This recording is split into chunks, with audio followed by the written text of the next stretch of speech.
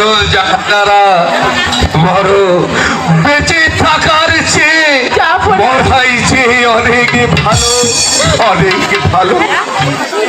জাফনা, আপনি ফিরে এসেছেন? তাহলে সব ভুলে দিয়ে এই পূজাদের নিয়ে সুখ শান্তিতে বেঁচে থাকি। আমার সুখ শান্তি, আমার সুখ শান্তি তু চোখের জলে মুছে গেছে। স্বামী, আপনি অমন করে বলবেন না স্বামী। চলুন আমরা ঘরে ফিরে চলি।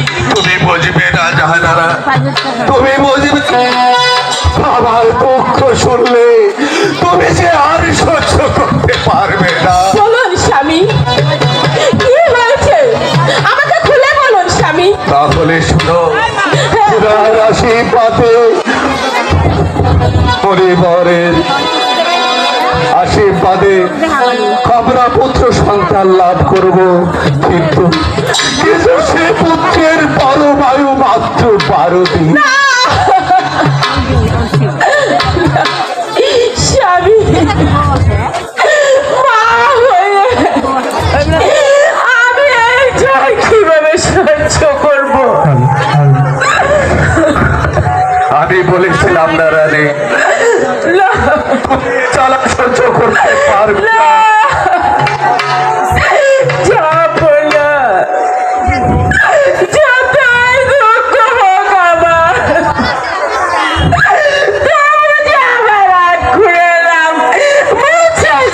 তাই নয় জাহানারা, ওই 12 দিনের পুত্রের সহিত দিতে হবে 12 বছরের কন্যার বিবাহ, এবং বিবাহ রাতেই পুত্র এবং পুত্র বধূকে 12 বছরের জন্য দিতে হবে নির্বাসন।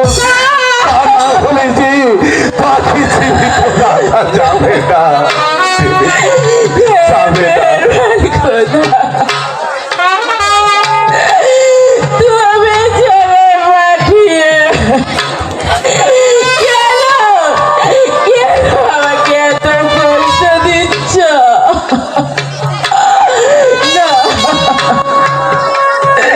তাই তো বলেছিলাম জাহানারা, এ জ্বালা তুমি সহ্য করতে পারবে না।